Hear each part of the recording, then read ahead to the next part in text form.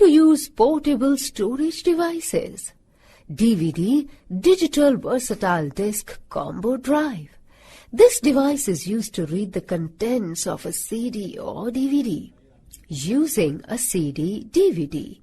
To use a CD-DVD, follow the steps given below. Press the DVD combo drive button. A tray will come out. Put the disc on the tray. Again press the DVD combo drive button. The tray will go inside. Now open the computer window and double-click on the DVD drive. Select any file or folder and double-click on it to open it. USB Universal Serial Bus Ports. This port is used to connect an external device to a computer. Using a pen drive. To use a pen drive, follow the steps given below. Insert the pen drive in any of the USB ports on the system unit, computer window and click on the newly created drive other than the permanent drives. The contents of the pen drive will be displayed.